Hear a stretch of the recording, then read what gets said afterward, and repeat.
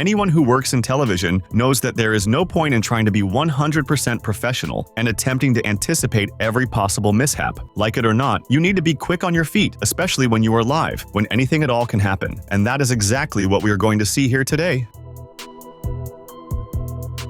The boxer Tyson Fury became news in 2018, but not because of a fight. During an interview with the British channel Independent Television News, the Gypsy King, as he is known, lost his patience and simply walked out of the live conversation. The mood started to sour when the reporter asked about Fury's old statements, considered offensive by part of the public. He had already been criticized for homophobic, sexist, and anti-Semitic comments, as well as having served a 2-year suspension for using banned substances. But the fighter did not want to touch on that subject. At the very first, more delicate question, he answered only with no comment. The journalist insisted, and Fury repeated the same phrase 6 times in a row. When the reporter mentioned the ban, he cut in, asking him to only ask questions about boxing. From that point on, it was a full show of secondhand embarrassment. Visibly irritated, Fury shouted, "That is it," and walked off, leaving the interviewer with no reaction at all. No comment. The question that Boxing, please.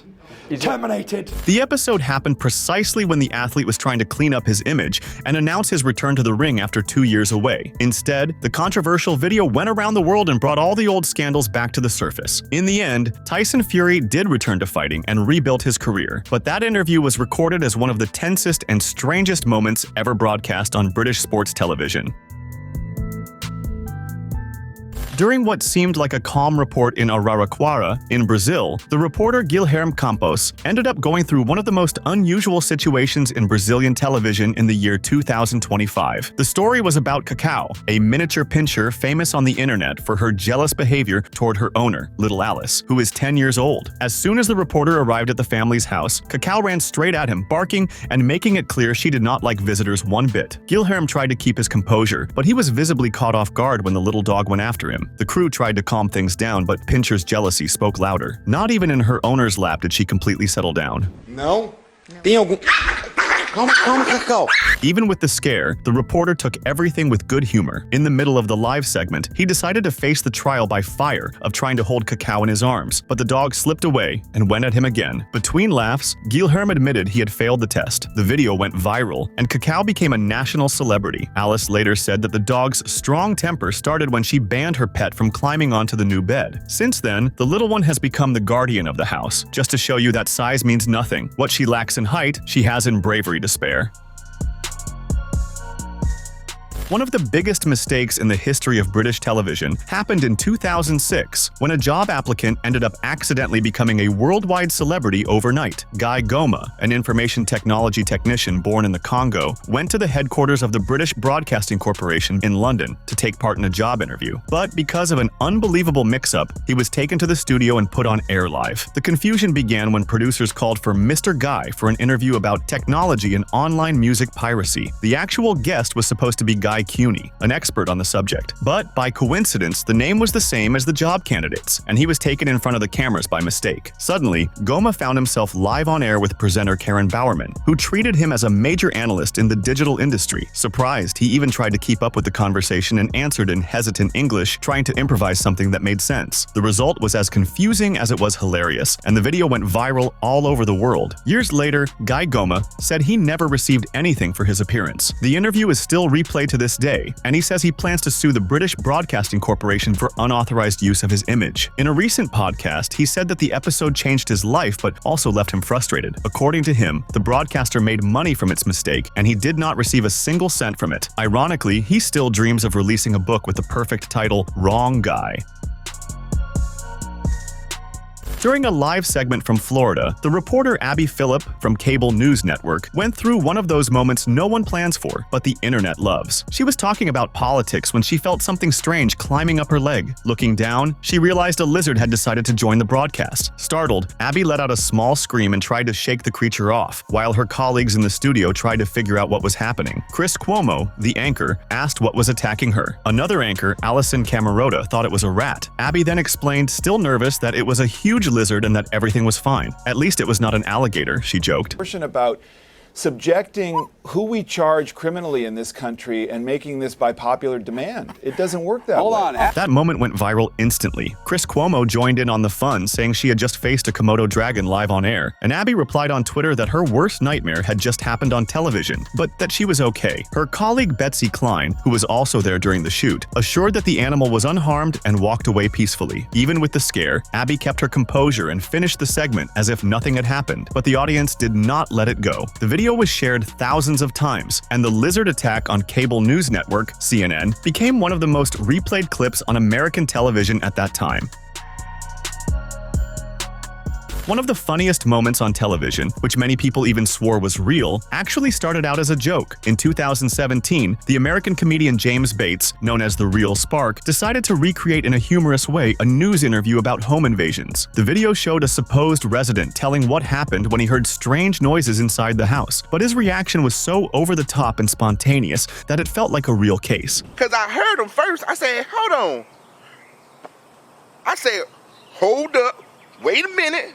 Something ain't right. In the video, the interviewee describes the scare with a string of absurd phrases, trying to imitate the typical drama of crime reports. He says he could smell, taste, and feel the rhythm of the burglar, and even starts improvising a beatbox while explaining how he hid from the intruder. He seemed so authentic that he fooled thousands of people who thought they were watching a real local news segment from the United States. The fake report even ended up being shown on several actual newscasts, but none of it really happened. James wrote, shot, and edited everything by himself, using only a camera balanced on his car and his own talent for improvisation. The result was a video that surpassed 12 million views and turned Bates into an internet sensation. Today, the creator has already racked up more than 70 million views with his fake interviews, all inspired by real news reports. His secret to coming up with the interviews is very simple. If he laughs at the script, he knows the audience will laugh too. And to him, making people happy is his biggest motivation. In 2014, during coverage of a fair in Pennsylvania, in the United States, a 5-year-old boy ended up starring in one of the most watched interviews in the history of American local television. His name is Noah Ritter, and if you have ever heard someone say apparently with exaggerated enthusiasm on the internet, it was probably because of him. Noah was at the fair with his grandfather, enjoying the rides, when a reporter from WNEP-TV approached to ask what he thought of the outing. But before she even realized it, the boy had already snatched the microphone out of her hand and taken control of the interview. Apparently sometimes I don't watch this because I'm a kid, and apparently every time, because apparently you're... It was great, and apparently I have never been on live television before, but apparently I do not watch the news very much because I'm a kid, and apparently Grandpa only lets me watch the lottery, Noah said, mixing excitement, nerves, and a surprisingly sharp vocabulary. In less than 2 minutes, he repeated the word apparently at least 8 times and won over the audience with his spontaneity. The video went viral on YouTube, and in a few days, the little junior reporter was already being recognized on the streets. His grandfather later said that Noah had always been talkative and curious, and that despite his natural talent for television, the boy's dream was to be a paleontologist, in other words, to study dinosaurs. Today, the video is still circulating on the internet as a classic example of the happy accidents of television. That interview became a lesson on how a child's natural behavior can completely steal the show.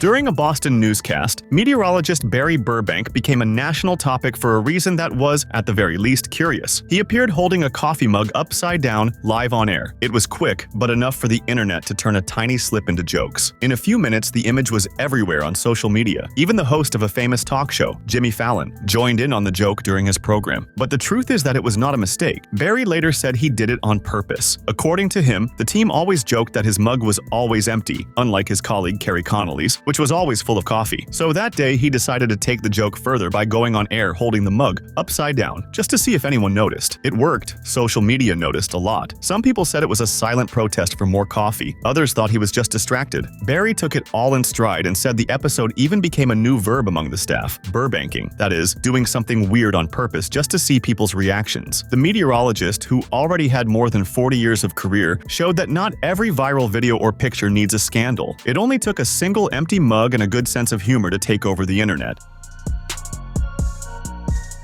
Back in the 2000s, when television interviews were still more improvised, one of the most awkward conversations in the history of British pop took place. Claudia Winkleman was on the program Liquid News in 2003 to interview none other than S Club 7, that group that marked generations with hits like S Club Party and Do Not Stop Movin'. Everything was going fine until Claudia decided to bring up money. She started off by asking them not to get mad, and the atmosphere changed completely. The reporter mentioned the manager Simon Fuller, saying he had around $90 million in the bank, and asked whether the group did not feel frustrated for not having made the same fortune. Some of the members tried to play it off, dodging the questions and pretending she was talking about something else, but you could tell the question had landed badly. The singer Joe O'Mara tried to soften things by saying they all felt lucky for the success they had. Before the chat could go any further, the band's manager stormed into the studio. Angry, she cut everything off, saying she would not allow her band to be humiliated. The interview ended right there, live, with no happy ending. Years later, the video resurfaced on social media, along with the announcement of the group's reunion tour. And for many people, that memory was almost as nostalgic as their songs themselves, from a time when even television slip-ups seemed more genuine. And this was, without a doubt, one of the most embarrassingly funny sports broadcasts in recent times. During the Open Championship, one of the most traditional golf tournaments in the world, the American Scottie Scheffler was preparing for a flawless shot on the 17th hole at Royal Portrush in Northern Ireland. Everything was in absolute silence, as golf etiquette demands, when something completely off-script happened. At the exact moment the ball flew toward the flag, a noise was picked up on the broadcast.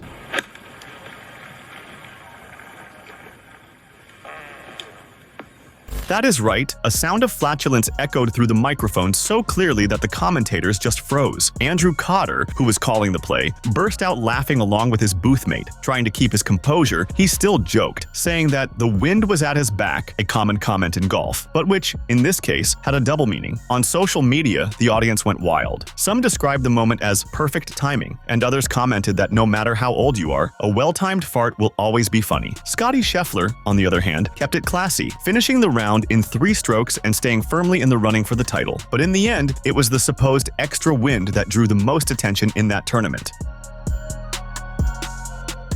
The reporter Deborah Haynes, international affairs editor at Sky News, was working from home talking about British politics when she was surprised by her own son walking into the office. While she was explaining something about David Cameron, the boy appeared in the frame and calmly asked if he could have 2 cookies. Deborah, clearly embarrassed, apologized to the anchor, trying to keep the interview going, but the child insisted, and she ended up giving in, telling the boy that yes, he could have 2 cookies. Hold on 1 second. Oh, can I have Sorry. 2 biscuits? Yes.